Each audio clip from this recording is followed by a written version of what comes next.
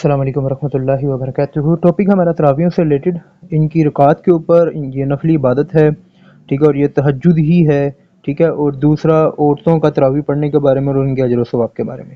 سب سے پہلے ہم اس کو قرآن سے دیکھتے ہیں کہ رات کو جاگنا نفلی عبادت کرنے کے بارے میں۔ بسم اللہ الرحمن الرحیم، سورہ نمبر 25 کے آیت نمبر 64 میں اللہ تعالیٰ کہتا ہے، اور جو اپنے رب کے سامنے سجدے اور قیام کرتے ہوئے راتیں گزار دیتے ہیں، یعنی کہ راتیں کافی ساری، ٹھیک ہے۔ اسی طرح سورہ زمر کی آیت نمبر 9 میں کہ بھلا جو شخص راتوں کے اوقات سجدے اور قیام کی حالت میں عبادت میں گزارتا ہو، آخرت سے ڈرتا ہو، اپنے رب کی رحمت کی امید رکھتا ہو، بتاؤ تو علم والے اور بے علم والے کیا برابر ہیں؟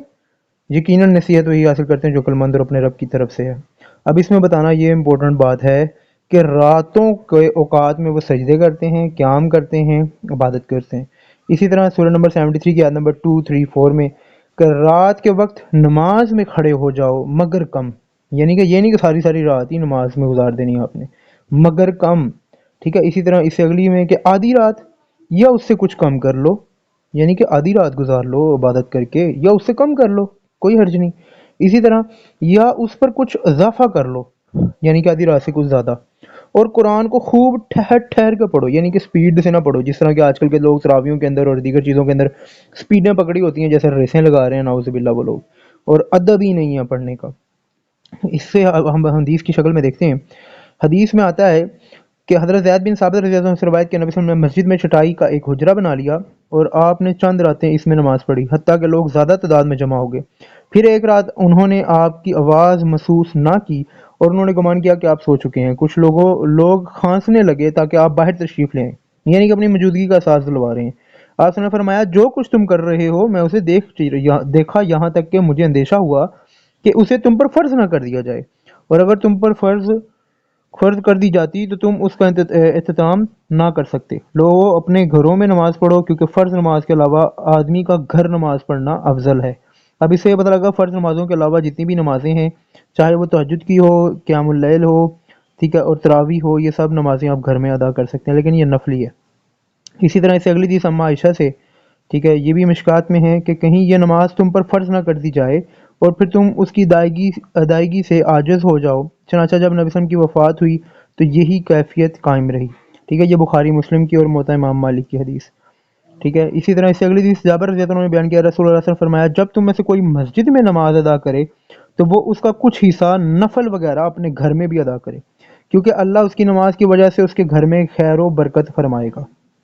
اسی طرح اس سے اگلی حدیث میں بھی زید بن ثابت سے کہ رسول اللہ صلی اللہ علیہ وسلم نے فرمایا، فرض نماز کے علاوہ آدمی کا اپنے گھر میں نماز پڑھنا میری اس مسجد میں نماز پڑھنے سے افضل ہے، ٹھیک ہے۔ یعنی کہ یہ بات ثابت ہو گئی حدیثوں سے کہ نفلی عبادت گھر پڑھنا زیادہ فضیلت کی ہے۔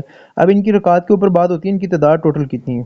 حضرت صاحب بن یزید سے بیان کرتے ہیں کہ عمر بن ابن ابی قعب رضی اللہ عنہ اور تمیم داری کو فرمایا کہ وہ لوگوں کو رمضان میں 11 رکعات نماز تراویح پڑھائیں، ٹھیک ہے۔ اب یہ عمر رضی اللہ عنہ کہہ رہے ہیں، قاری ایک رکعات میں 200 آیات تلاوت کرتا تھا، حتیٰ کہ ہم لمبے قیام کی وجہ سے لاٹھیوں کا سہارا لیا کرتے تھے اور ہم طلوع فجر سے تھوڑا سا پہلے فارغ ہوتے تھے، ٹھیک ہے۔ یہی سیم حدیث موطا امام مالک میں بھی آتی ہے، ٹھیک ہے۔ اب اس سے جو لوگ کہتے ہیں کہ جی عمر رضی اللہ عنہ نے 20 تراویح پڑھائی ہے، اس میں یہ حدیث ثابت ہے کہ نبی صلی اللہ علیہ وسلم کی اس حدیث کے مطابق حضرت عمر رضی اللہ عنہ نے جو ہے ابن ابی قعب اور تمیم داری کی ذمہ داری لگائی کہ وہ جو ہیں لوگوں کو نماز تراویح پڑھائیں، ٹھیک ہے۔ نبی صلی اللہ علیہ وسلم نے صرف 3 دن پڑھائی تھی، ٹھیک ہے۔ اسی طرح نبی صلی اللہ علیہ وسلم نے رات میں تہجد کی 11 رکعت پڑھتے تھے، پھر جب فجر طلوع ہو جاتا تو ہلکی رکعت سنت فجر پڑھتے، ٹھیک ہے۔ اس کے بعد آپ صلی اللہ علیہ وسلم دائیں پہلو لیٹ جاتے، آخر مؤذن آتا اور وہ آپ کو فجر کی نماز کے لیے بلاتا یا پڑھاتا۔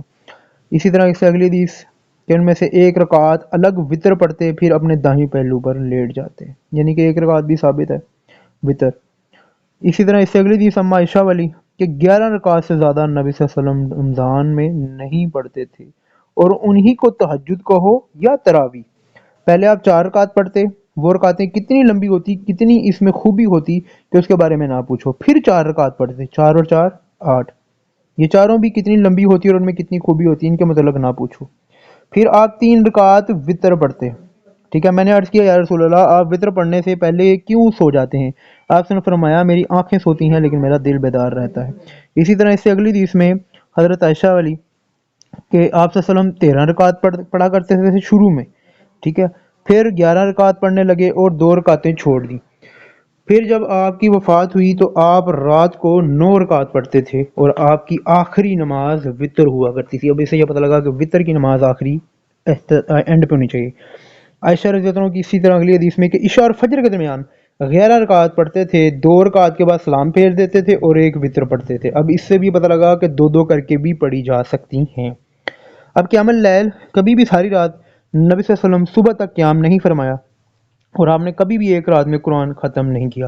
اب جو یہ سلسلہ آج کل کے دور کے اندر سٹارٹ ہے کہ پوری پوری رات جاگنا اور ایک پورے دن میں ایک پوری رات میں قرآن کو ختم کرنا، ان سب چیزوں سے پتہ لگ گیا کہ یہ نبی صلی اللہ علیہ وسلم کا عمل نہیں ہے، ٹھیک ہے۔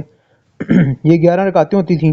جب رسول صلی اللہ علیہ وسلم کی عمر مبارک بڑھی اور جسم پر کسی حد تک گوشت چڑھ گیا، جسم مبارک بھاری ہو گیا، تو آپ 7 وتر پڑھنے لگ گئے اور 2 رکعتوں میں ہی وہی کرتے جو پہلے کرتے تھے، بیٹھ کر پڑھتے تو بیٹا یہ 9 رکعتیں ہو گئیں۔ اور اللہ کے نبی جب کوئی نماز پڑھتے تو آپ پسند کرتے کہ اس پر قائم رہیں، اور جب نیند یا بیماری غالب آ جاتی اور رات کا قیام نہ کر سکتے تو آپ دن کو 12 رکعتیں پڑھ لیتے۔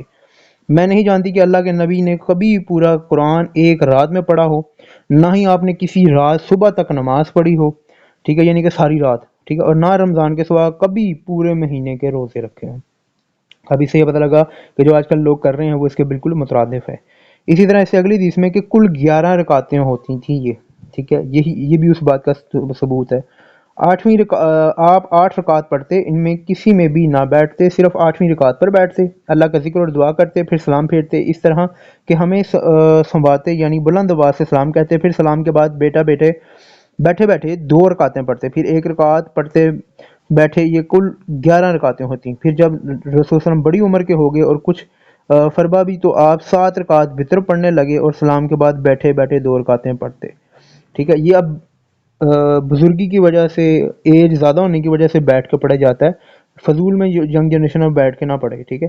اب ان میں تراویح کے اوقات ہیں کہ نبی صلی اللہ علیہ وسلم جو تھے وہ تراویح کس وقت پڑھتے تھے؟ رات کے تہائی، رات کے گزرنے کے بعد بھی پڑھی ہے، ٹھیک ہے۔ اور یہ دوسری لائن میں آپ کا لکھا ہوا ہے جب چھوٹی رات ہوئی تو آپ نے ہمیں تراویح نہ پڑھائی، ٹھیک ہے۔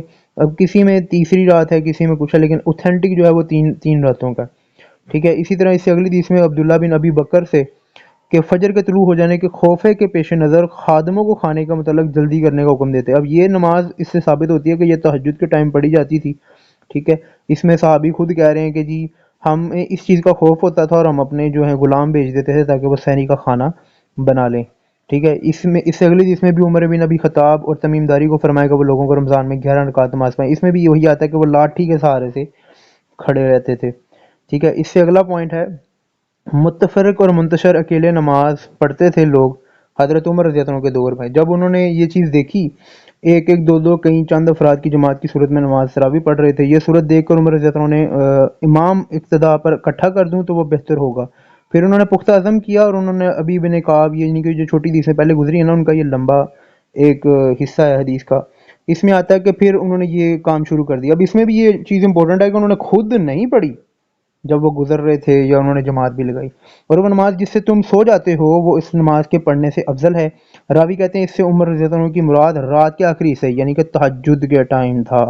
اب تہجد کے ٹائم پڑھنا چاہیے تھا، لوگ عشاء کے بعد پڑھنے لگ گئے تھے، ٹھیک ہے، تو اس سے بھی منع نہیں کیا گیا، لیکن بہتر ٹائم تہجد ہی ہے۔ اس سے اگلی حدیث میں بھی آتا ہے کہ یہاں تک کہ لمبے قیام کی وجہ سے لاٹھیوں کا سہارا لینا پڑتا تھا۔ اب عورتوں کی تراویح سے ریلیٹڈ ہے ہمارا پوائنٹ کہ وہی حدیثیں ریپیٹ ہیں، لیکن ان میں بس نشاندہی کی گئی ہے کہ تیسری رات آئی تو آپ نے اپنی خواتین کو اور اہل خانہ کو بھی اکٹھا کیا۔ اب یہ کیوں اکٹھا کیا گیا؟ للیلۃ القدر حاصل کرنا بہت امپورٹنٹ ہے، ٹھیک ہے، اس کے اوپر بھی ہم انشاءاللہ ٹاپک بنائیں گے۔ للیلۃ القدر حاصل کرنے کے لیے خواتین کو بھی جو ہے وہ تراویحوں کے اندر حصہ دلایا گیا، نمازیں بیسیکلی، ٹھیک ہے، یہ نفلی عبادت ہے۔ اسی طرح عائشہ رضی اللہ عنہ زوجہ پیغمبر کا غلام تھا، انہوں نے اسے اپنی وفات کے بعد آزاد کر دینے کا کہا دیا تھا، وہ رمضان میں ان کو تراویح پڑھاتا اور قرآن سناتا تھا۔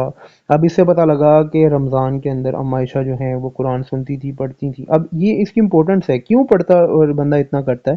تاکہ اس کی ریویژن ہو اور جو چیزیں بھولے نہ، ٹھیک ہے، پھر اللہ کے فرمان کا پتہ لگتا رہے ایکسیکٹرا، ٹھیک ہے۔ اس کا ثواب جو ہے وہ لکھا ہوا ہے کہ کسی میں سابقہ گناہ معاف کر دیے جاتے ہیں، اگلے گناہ معاف کر دیے جاتے ہیں، ٹھیک ہے، جو ایمان اور خلاص و ثواب کی نیت سے قیام کرے، اس کے رات کو جاگے، یعنی کہ تھوڑی تھوڑی دیر جاگے، یہ نہیں کہ ساری ساری رات جاگے، جو کہ پہلے حدیثیں گزر چکی ان میں بتایا گیا کہ نبی صلی اللہ علیہ وسلم پوری رات جاگ کر نہیں کرتے تھے، ٹھیک ہے، سوتے بھی تھے اور عبادت بھی کرتے تھے۔ اسی طرح سعید بن صاحب والی حدیث میں بھی ہے کہ سب پہلے گناہ معاف ہو جاتے ہیں، ٹھیک ہے، زوجہ محترمہ جو ہیں نبی صلی اللہ علیہ وسلم کی حضرت عائشہ رضی اللہ عنہا کی حدیث میں بھی ہے کہ سب گناہ جو پہلے گناہ ہیں وہ معاف کر دیے۔ اب کیوں پہلے گناہ معاف ہو جائیں گے، اس چیز کو سمجھیں کہ یہ تہجد کی نماز ہے، اور تہجد کی نماز اتنی بہترین نماز ہے کہ اللہ پاک اس کو رد نہیں کرتا اگر آپ نے خلوص نیت کے ساتھ اس کو جو ہے وہ گزارا ہو، اس میں نماز ادا کی ہو، اللہ سے دعائیں مانگی ہوں۔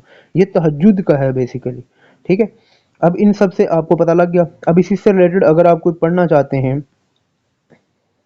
الیاس گمان کے 20 رکعتیں تراویح کے دلائل کے بارے میں، تو آپ وہ ساری یہ فائل جو ہے یہ ریڈ کر سکتے ہیں، یہ بھی آپ کو ساتھ ہی PDF کی فارم میں مل جائے گی۔ اللہ پاک سے ہم دعا کرتے ہیں اللہ پاک ہمیں ہدایت دے، ہدایت کا ذریعہ بنائے، عمل کرنے کی توفیق دے۔ اللہ پاک سے ہم پناہ مانگتے ہیں تمام برائیوں سے، شیاطین سے، منافقین سے، تمام غرور و تکبر سے اور ایسی تمام چیزوں سے جو ہمیں دوزخ کی طرف لے کے جانے والی ہیں، عذاب کی طرف لے کے جانے والی ہیں۔ اللہ پاک ہمیں اپنی پناہ عطا فرمائے۔ ایسی مزید ویڈیوز حاصل کرنے کے لیے، پیغامات حاصل کرنے کے لیے ہمارا چینل سبسکرائب کریں۔ شکریہ۔ السلام علیکم ورحمۃ اللہ وبرکاتہ۔